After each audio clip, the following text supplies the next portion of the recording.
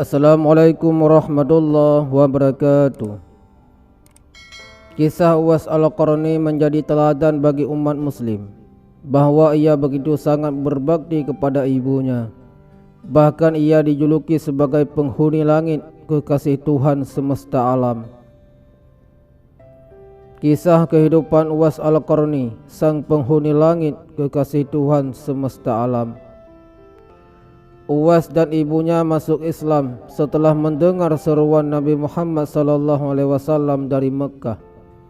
Kala itu di Yaman tinggallah seorang pemuda bernama Uwais Al-Qarni yang mempunyai penyakit sopak atau tubuhnya belang-belang.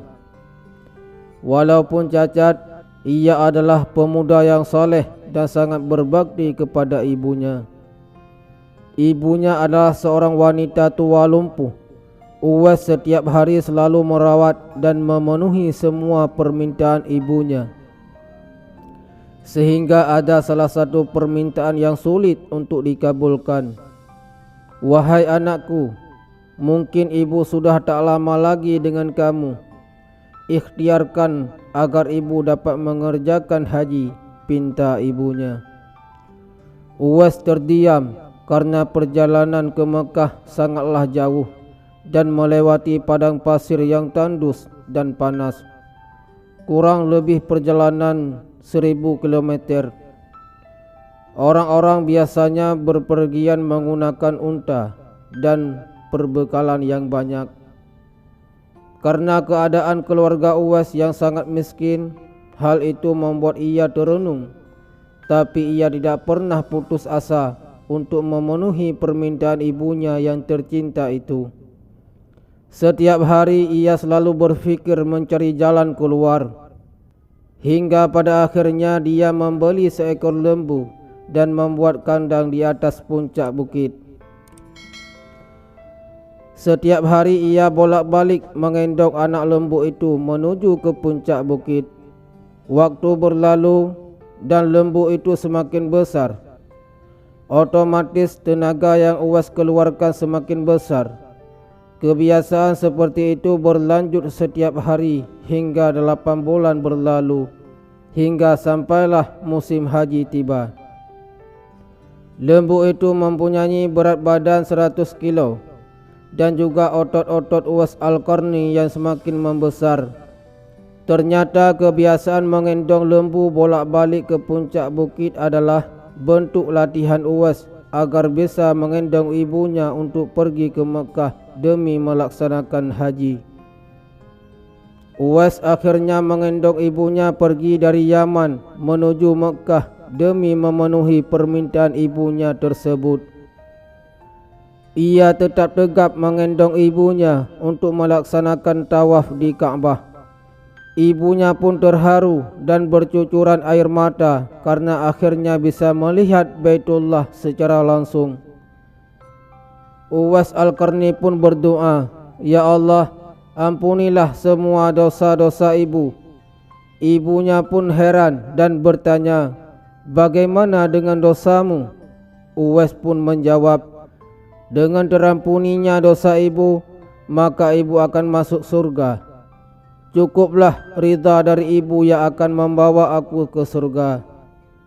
Subhanallah, keinginan yang sungguh mulia dan penuh cinta. Allah Subhanahu wa ta'ala memberikan mukjizatnya.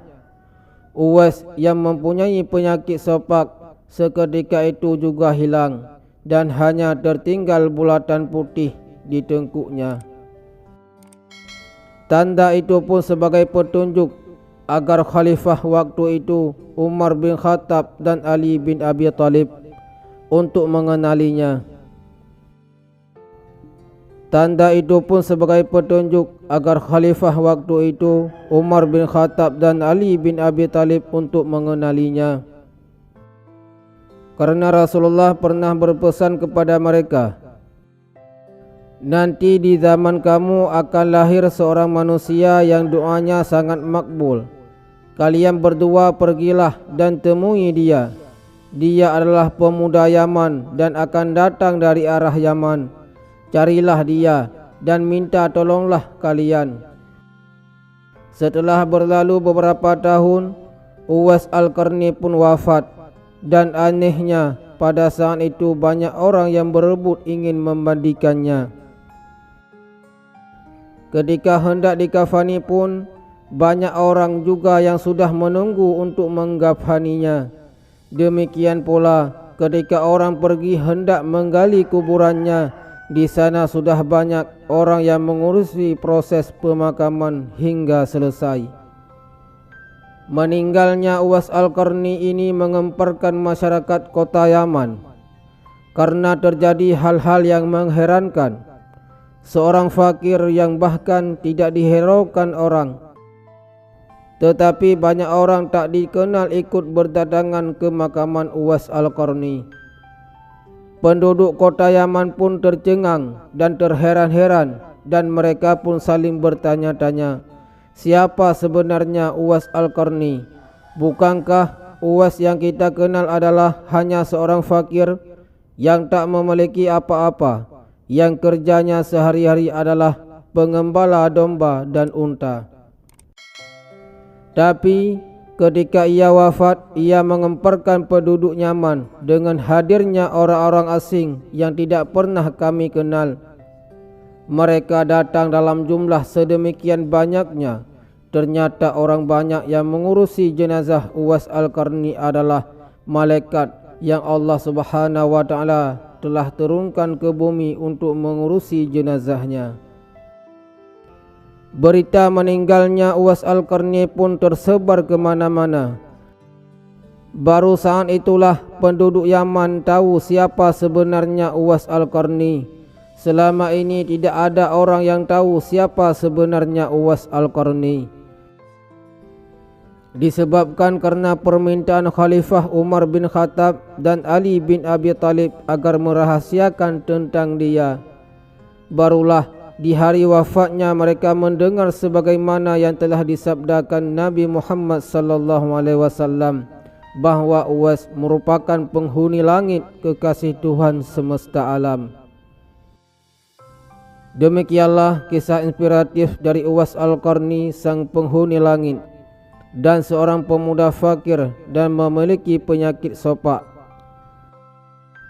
Tapi ia sangat mencintai ibunya dengan tulus dan mampu mengabulkan permintaan ibunya yang sangat sulit dilakukan orang pada umumnya.